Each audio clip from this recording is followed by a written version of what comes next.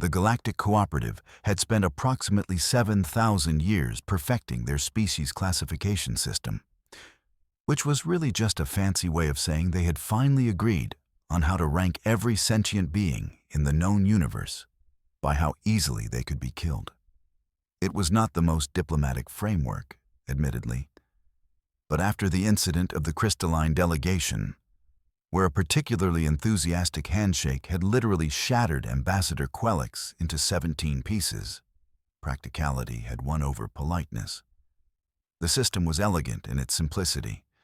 Class 1 species hailed from garden worlds where evolution had been less of a brutal gladiatorial arena and more of a gentle suggestion. These beings required specific atmospheric compositions, precise temperature ranges, and absolutely no sudden movements. Class 2 species were marginally hardier, capable of surviving minor fluctuations in their environment without immediately expiring. The classifications continued upward, each tier representing species who had evolved in progressively more hostile conditions. Then there were the Deathworlders. Class 9 and Class 10 species came from planets that seemed to actively hate life, where survival was less of a given and more of a daily miracle. These worlds featured extreme gravity, violent weather patterns, aggressive megafauna, and ecosystems that operated on the principle that everything wanted to kill everything else. Naturally, the Galactic Cooperative kept a very careful distance from Deathworlders, who were regarded with the same mixture of awe and terror that one might reserve for an active volcano wearing a smile. Earth had been classified as a Class 10 death world within approximately 47 minutes of first contact. The human delegation had seemed confused by this designation, which should have been the first warning sign. Any species that did not immediately understand why their homeworld was considered a cosmic horror show was clearly suffering from severe psychological damage. The humans had politely inquired about the classification criteria, listened to the exhaustive list of their planet's nightmarish qualities, and then responded with something that roughly translated to, yeah, I guess it does rain a lot." This response had required 3 weeks of xenopsychological counseling for the evaluation committee. Despite Earth's terrifying classification, humans had been provisionally accepted into the Galactic Cooperative with one critical stipulation: limited interaction with Class 1 through Class 5 species until proper safety protocols could be established. It was the diplomatic equivalent of saying, "Yes, you can join our club, but please stay in that corner and try not to breathe too loudly," which made the Galactic Youth Exchange Program's decision to accept a human student at Valterin Academy either remarkably progressive or catastrophically stupid, depending on who you asked. Valterin Academy occupied a massive station in neutral space, a gleaming construct of silver and crystalline architecture that housed approximately 12,000 students from 73 different species. It was considered the pinnacle of civilized education, where the galaxy's brightest young minds gathered to learn advanced sciences, cultural diplomacy, and the art of not accidentally killing each other through biological incompatibility. The station maintained a carefully controlled environment calibrated for Class 1 through Class 4 species. The atmosphere was a precise mixture of gases. The temperature held at a comfortable 22 degrees standard, and the gravity maintained at a gentle 0.7 standard G. Everything was soft edges and muted colors, designed for species whose evolutionary history had not included concepts like predation or survival of the fittest. Into this delicate ecosystem, they had invited a human. The girl arrived on a Tuesday, which would later be remembered as either cosmically ironic or prophetically appropriate. She came through the docking bay with minimal luggage, wearing what the intake coordinator's database identified as a school uniform from her homeworld: a dark blazer, a pleated skirt, knee-high socks, and a small backpack decorated with colorful pins. She looked, by all available evidence, utterly harmless. This was the galaxy's first mistake. Intake coordinator Zelisk, a centauran whose species resembled what humans might describe as a floating jellyfish made of lavender smoke, processed the human's arrival with professional efficiency, tinged with barely concealed nervousness. The human had smiled during the intake process, which had exposed her teeth, bone-white calcium structures designed for tearing and grinding. Angelisk had required a moment to compose himself. "Welcome to Valtorin Academy," Zelisk had said, his vocoder translating his chemical emissions into comprehensible language. "Your species designation has been noted, and we have prepared appropriate accommodations. Please be aware that your physical capabilities may exceed those of your fellow students, and we ask that you exercise appropriate restraint." The human had nodded with what appeared to be genuine understanding, which was somehow more unsettling than if she had argued. "Of course," she had said. "I will be super careful, I promise." The use of the word super had not been reassuring. The girl had been assigned to Residential Wing 7, a section populated primarily by Class 2 and Class 3 species who were deemed sturdy enough to handle proximity to someone from a more robust evolutionary background.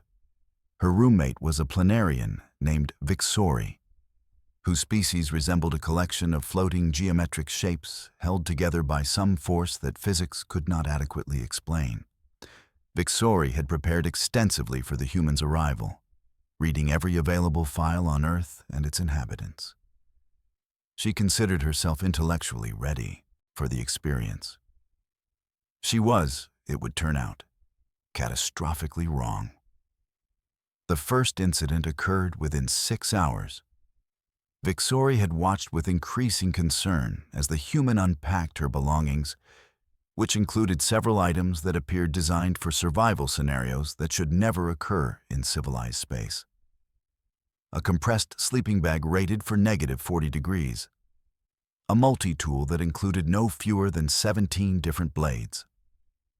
A container of something labeled emergency rations that, according to the translator, could sustain a human for up to 5 days in hostile territory. "Do you expect hostile territory at an educational institution?"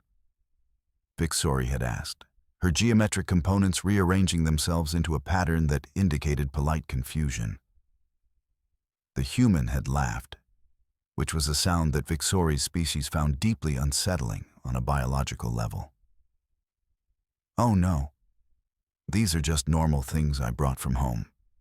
You know, just in case." "Just in case of what, specifically?" "I don't know. Anything, I guess." This answer had not provided the comfort Vixori was seeking.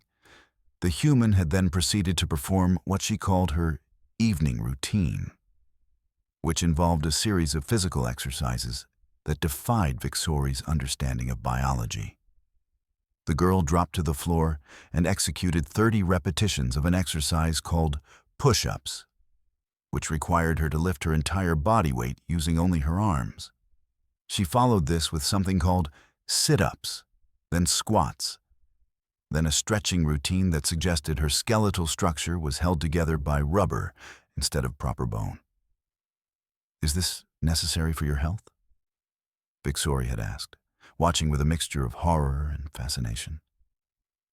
"Not really," the human had replied, slightly out of breath. "I just like to stay in shape. Plus, I am on the track team back home, so I need to keep up my training." The concept of voluntarily engaging in physical exertion beyond what was strictly necessary for survival was so alien to Vixori that she required several minutes to process it. The human had then consumed approximately 1 liter of water in a single continuous gulp, smiled brightly, and announced she was going to take a shower with the water temperature set to as hot as possible. Vixori had immediately filed a wellness check with the residential advisor. By the end of the first week, the human had become something of a legend among the student body. though not in the way the exchange program coordinators had hoped. Stories circulated through the residential wings, each more alarming than the last, and all of them completely true. In Professor Kelman's introduction to organic chemistry class, the human had accidentally knocked over a beaker containing a solution of diluted hydrochloric acid. While the other students had evacuated in accordance with safety protocols, the human had simply grabbed the nearest absorption cloth and cleaned up the spill with her bare hands. When Professor Kelman, a gaseous being who existed primarily as a sentient cloud, had frantically informed her that the acid could cause severe burns, the human had examined her hands with mild curiosity. "Oh yeah, my skin is a little red," she had observed. "I should probably wash this off, huh?" The concentration that would have permanently scarred most Class 1 through Class 4 species had caused her minor dermatological irritation. Professor Kelman had canceled the rest of that day's classes to reevaluate his career choices. Physical education had been similarly catastrophic. The class was designed for species whose idea of exercise involved gentle floating or perhaps some light hovering. The human had arrived in specialized clothing called athletic wear and had proceeded to treat the low-gravity gymnasium like her personal training facility. When the instructor, a delphinian named Chorus, had suggested they begin with a light warm-up jog, the human had nodded agreeably and started running. Except her version of running involved moving at speeds that most species reserved for emergency evacuations. She had circled the gymnasium 17 times in the span of 3 minutes, her feet striking the padded floor with rhythmic impacts that sounded like a percussion instrument designed to intimidate prey. Chorus had watched with increasing alarm as the human's body did things that should not be possible for any oxygen-breathing organism. Her skin had changed color, shifting to a flushed pink as her internal temperature regulation system activated. She had begun secreting liquid through her skin, a waste elimination system that operated continuously during physical exertion. Her respiratory rate had increased, pulling in huge volumes of the station's carefully calibrated atmosphere. And she had smiled the entire time, as if this was enjoyable. "Is the pace too slow?" she had asked when she finally stopped, barely winded. "I can go faster if you want." Chorus had needed to sit down, which was particularly notable given that his species did not technically have the ability to sit. The cafeteria incidents had become the stuff of station-wide legend. The human's dietary requirements were, to put it mildly, disturbing. She was an omnivore, which meant she could consume both plant and animal matter, already a red flag for species who had evolved past such barbaric practices. But the specifics of what she ate had caused several students to question the fundamental fairness of evolution. On her third day, she had casually mentioned that her favorite food was something called pizza, which apparently involved taking grain products, coating them with liquefied dairy proteins, adding processed plant matter. And then, this was the part that had caused residential advisor Flume to require medical attention, topping the entire construction with preserved meat from an earth creature called a pig. "You consume the flesh of other organisms?" a crystalline student had asked, her prismatic structure flickering with distress. "Well, yeah," the human had replied, apparently confused by the question. "Humans are apex predators. We eat pretty much everything."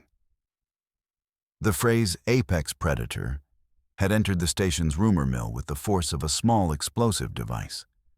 But it was the human's casual relationship with danger that truly set her apart from her fellow students.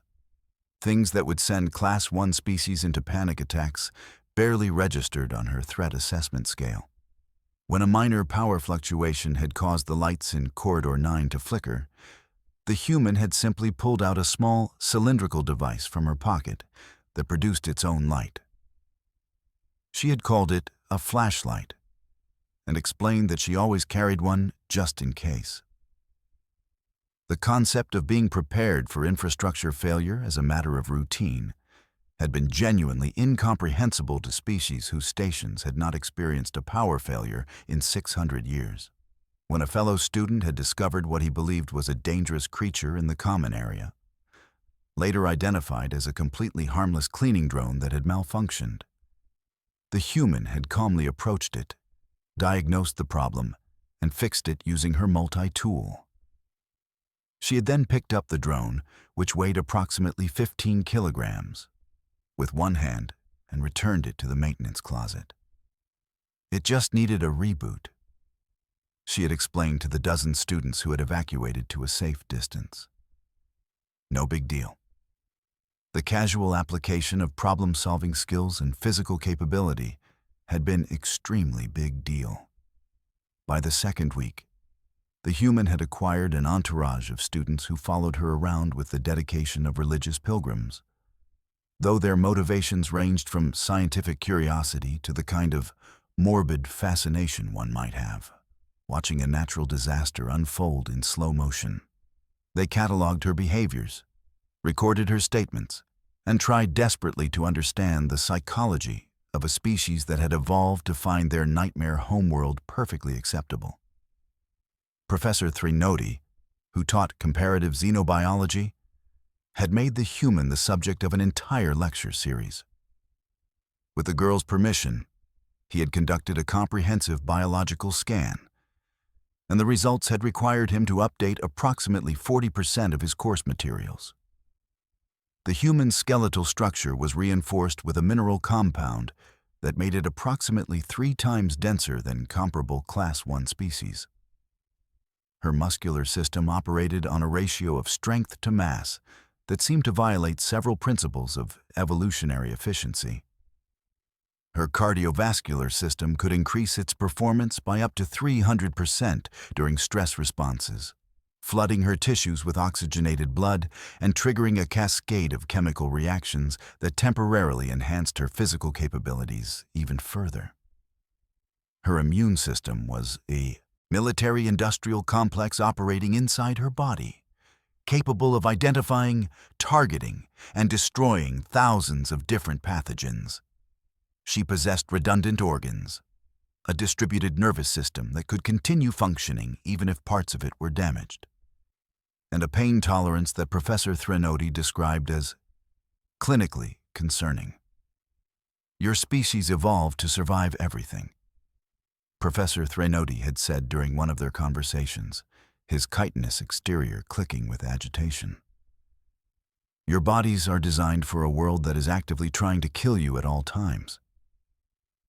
The human had considered this for a moment, then shrugged. I mean, Earth is not that bad.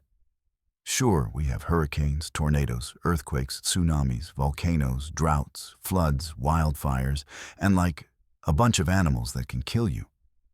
But you learn to deal with it. It is just home, you know? Professor Threnody had not known, and had spent the rest of the day questioning his understanding of the word home. The turning point came during the 3rd week, when Station Director Valerix called an emergency assembly to discuss a developing situation.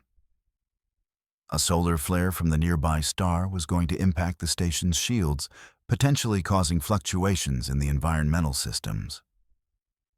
It was a minor issue, the sort of thing that happened once every few years, and the station's systems were designed to compensate automatically.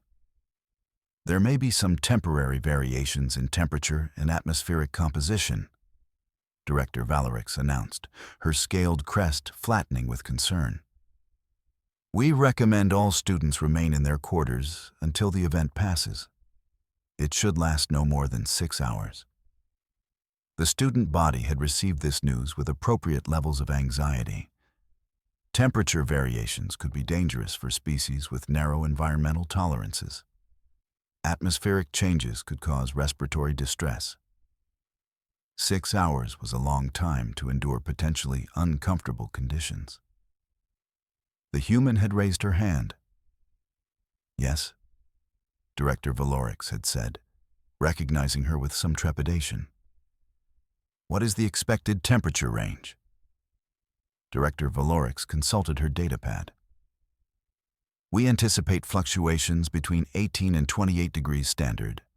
Additionally, oxygen levels may vary between 19 and 23%, and humidity could increase by up to 15%. The human had nodded thoughtfully. Okay, so basically a normal spring day on Earth. Got it. The assembly hall had gone completely silent. I am sorry, Director Valorix had said carefully. Did you say a normal spring day? Yeah, those are pretty standard conditions where I am from. Actually, it is a lot more stable than most days back home. At least you know what is coming and can prepare for it.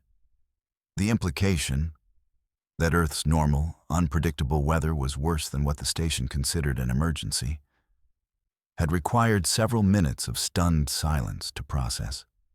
When the solar flare hit, the station's systems performed exactly as predicted. The temperature climbed to 27 degrees in some sections, dropped to 18 in others. The atmospheric processors struggled to maintain consistent oxygen levels. Humidity spiked, causing condensation on some of the cooler surfaces.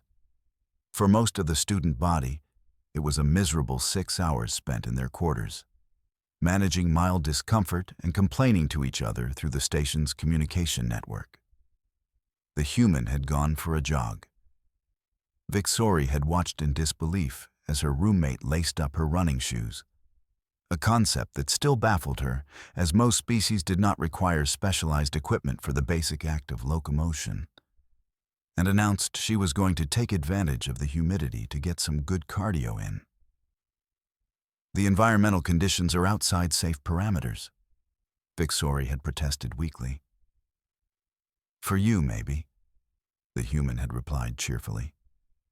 For me, this is great training weather. Back home, I used to run in way worse conditions. One time I did a 5-kilometer race in the rain when it was like 12 degrees. This is basically perfect. She had left the room at a light jog, her footfalls echoing down the corridor with metronomic precision. Within 20 minutes, reports had started flooding into the station's emergency response network. A human student was running through the corridors. She appeared to be exercising voluntarily. She was sweating profusely, but seemed to be enjoying herself. She had smiled and waved at several students who had peered out of their quarters with mounting alarm. Director Valorix had personally intercepted the human in Corridor 12, materializing in her path with what she hoped was authoritative presence. "Student," she had said firmly, "you should be in your quarters. The environmental conditions are not stable." The human had stopped jogging, though she continued bouncing slightly on her feet in a way that suggested her body was not ready to cease physical activity. "Oh, hey, Director Valorix. Sorry, I did not realize I was not supposed to be out here. I thought the recommendation was just for people who were uncomfortable with the conditions." "You are not uncomfortable." "Not really. I mean, it is a little warm, but nothing too bad. Kind of reminds me of summer back home." Director Valorix had stared at this small being, this child really, who was standing in environmental conditions that were causing most of her students genuine distress, and had an epiphany that was equal parts revelation and existential horror. Humans did not have a safety range. They had a preference range, certainly, a zone of optimal comfort. But their actual survival parameters were so broad that what other species considered dangerous was, to them, merely inconvenient. "Tell me," Director Valorix had said slowly, "what environmental conditions would you consider dangerous?" The human had thought about this with an expression of genuine concentration.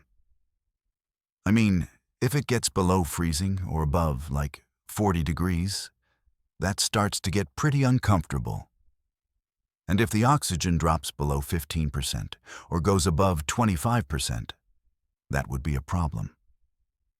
Oh, and if the humidity gets above 90% or drops below 10%, that can cause some issues.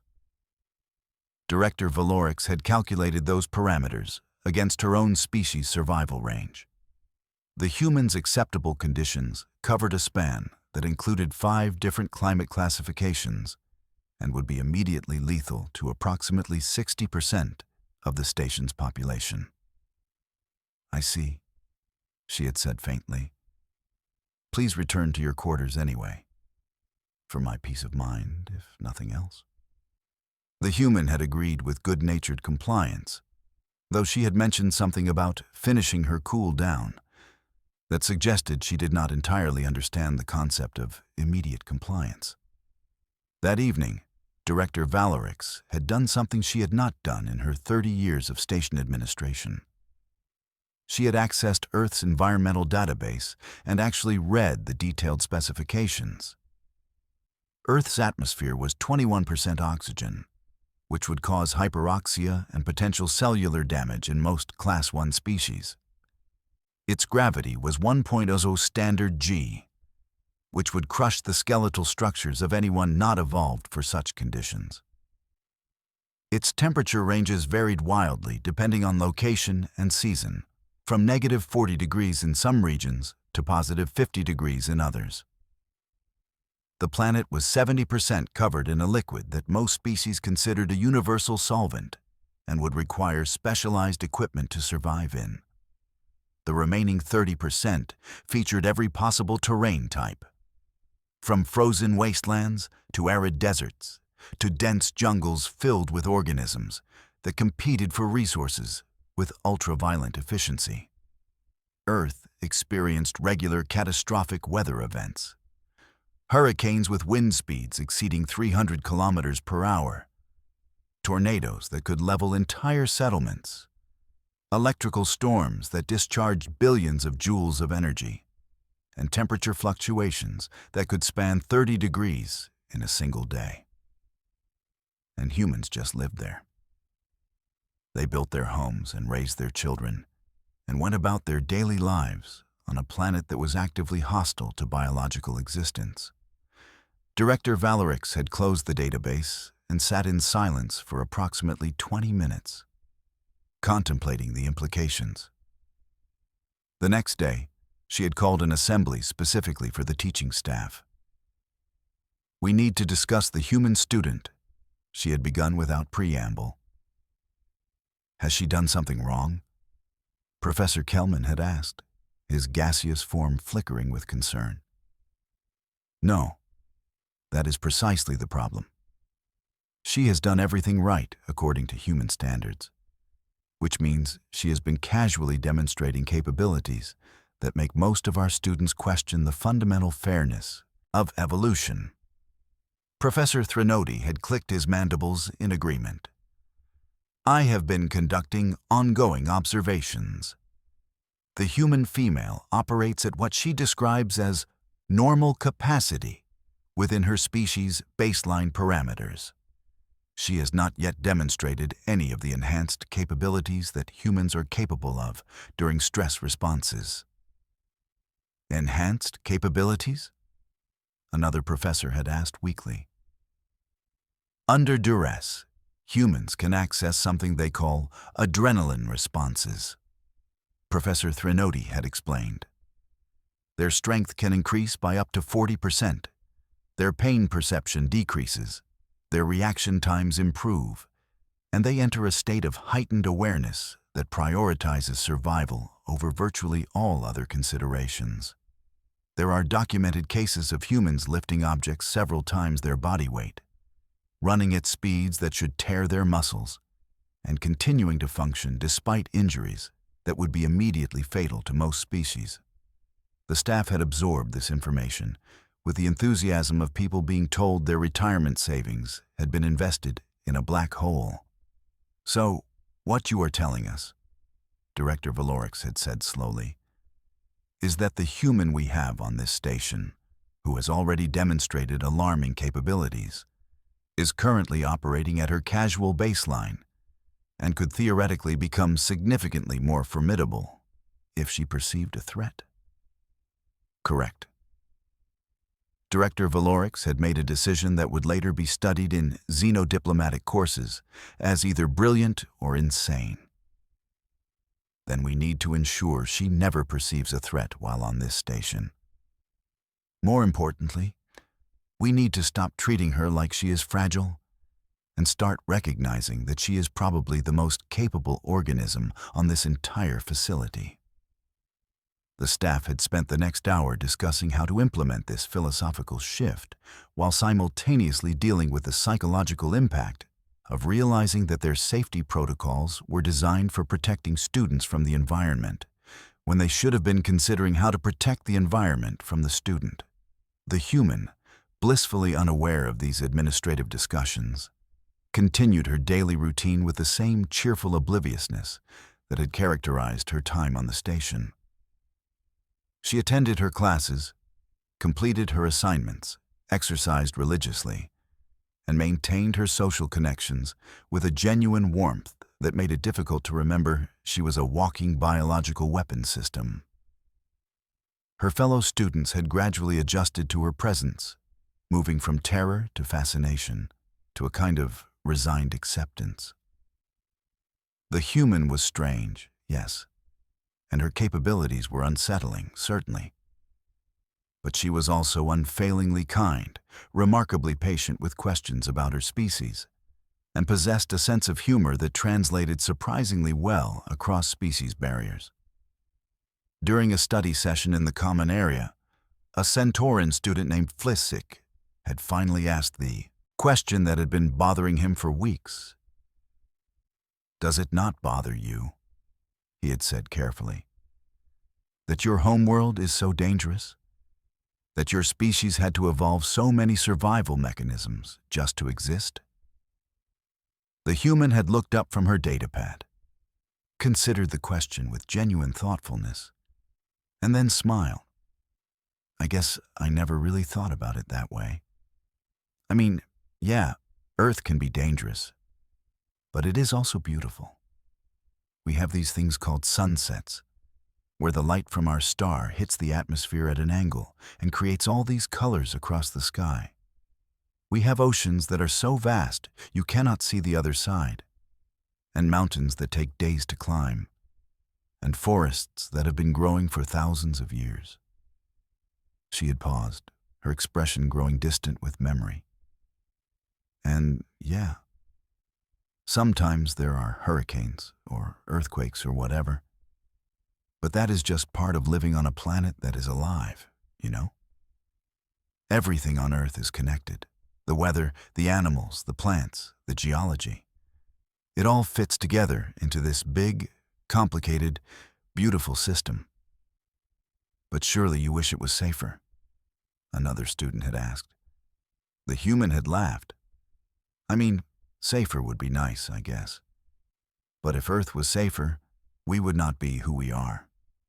Humans are adaptable because we had to be. We are strong because our environment demanded it. We are creative because we had to find solutions to impossible problems.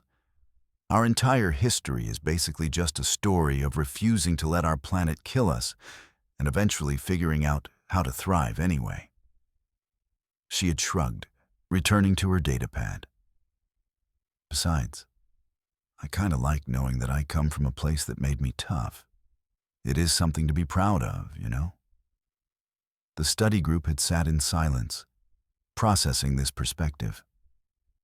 To come from a world that was actively hostile, and to feel pride rather than resentment, was so fundamentally alien to their experience that it required a complete recontextualization of their understanding of survival.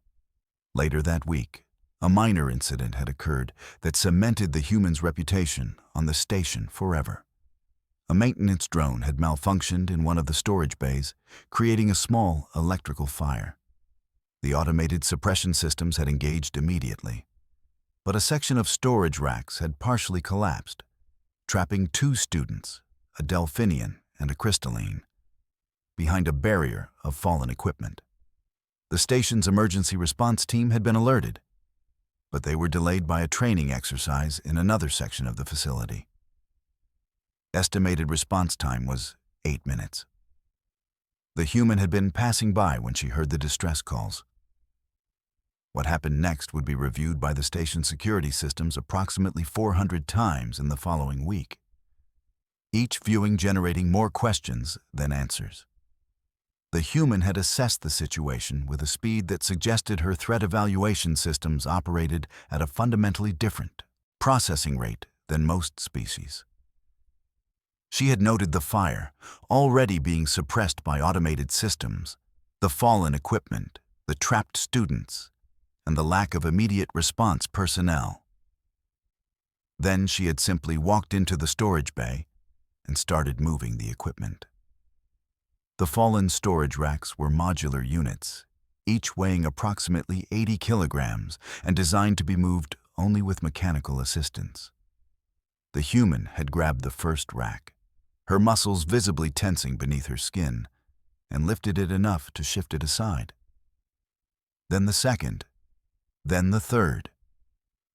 By the time the emergency response team arrived, she had cleared a path to the trapped students and was helping them out of the debris field, asking them if they were injured with the calm efficiency of someone conducting a routine safety check. The response team's leader, a Tharvian named Calixis, whose species resembled an ambulatory plant system, had stared at the scene with disbelief. "Did you move all of this yourself?" he had asked. The human had looked at the displaced equipment as if seeing it for the first time. "Oh yeah, it was not that heavy, and the students needed help.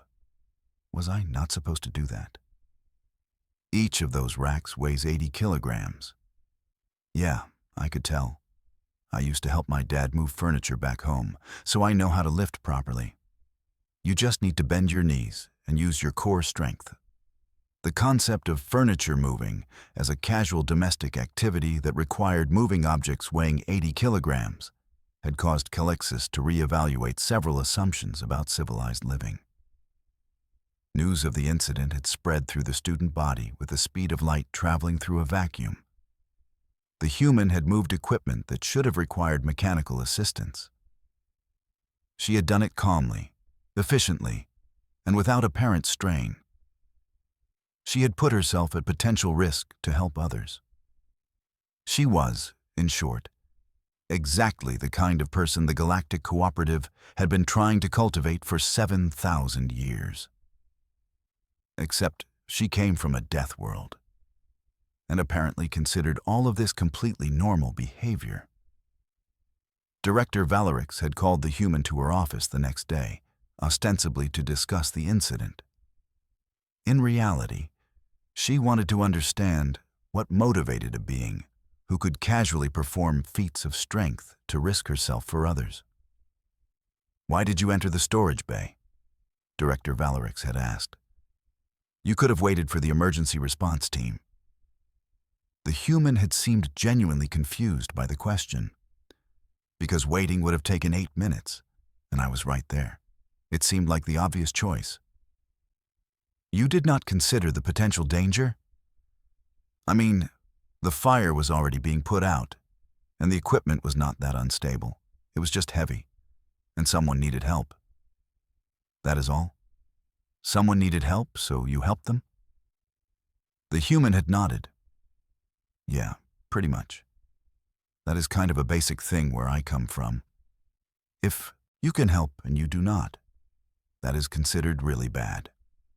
Director Valorix had studied this young being, this product of a nightmare world who had been shaped by brutality into something unexpectedly noble, and had finally understood what made humans truly dangerous. It was not their strength, though they were undeniably strong. It was not their resilience, though they could survive conditions that would kill most species. It was not even their adaptability, though they could thrive in environments ranging from Arctic tundra to desert wastelands. It was their baseline assumption that helping others was the default choice, that risking yourself for someone else was not heroism, but basic decency. That cooperation was not a political strategy, but a fundamental moral obligation.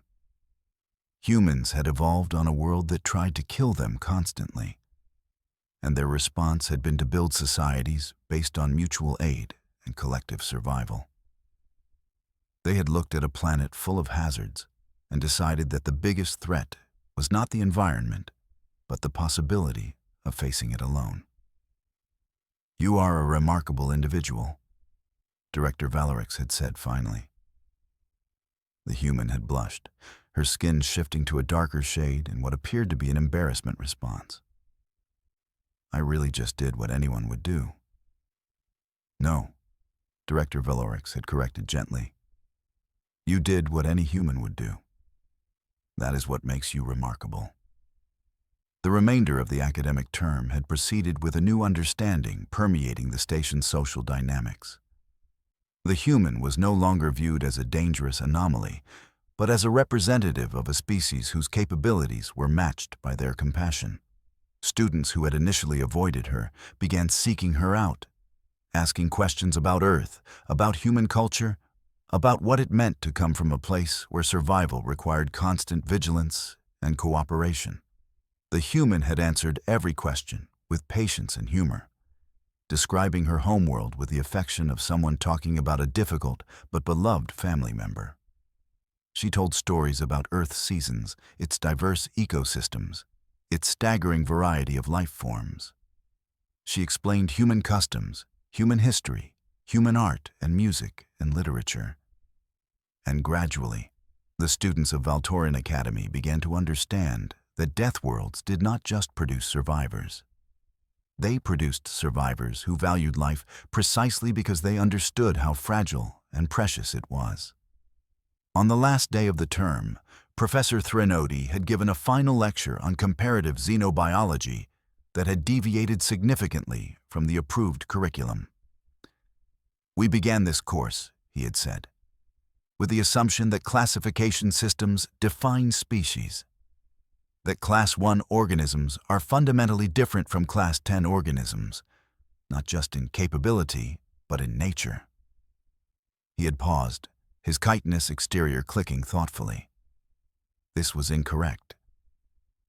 The lecture hall had erupted in confused murmurs.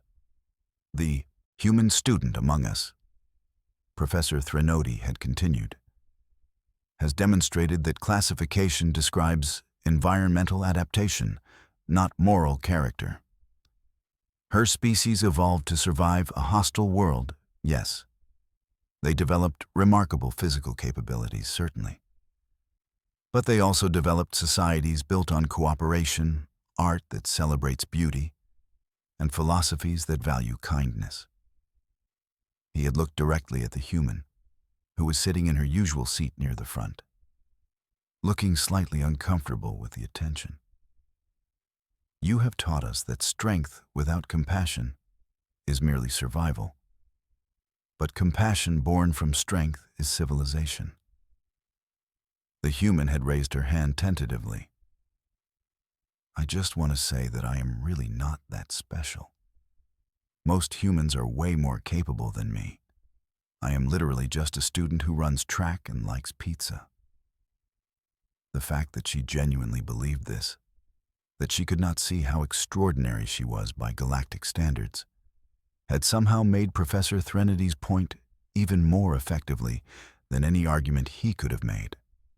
As the term ended and students departed for their respective homeworlds, the human had said her goodbyes with the same cheerful optimism she had displayed upon arrival. She had hugged students whose biology made such physical contact mildly terrifying, promised to stay in touch via the Galactic Communication Network, and expressed genuine excitement about returning to Earth.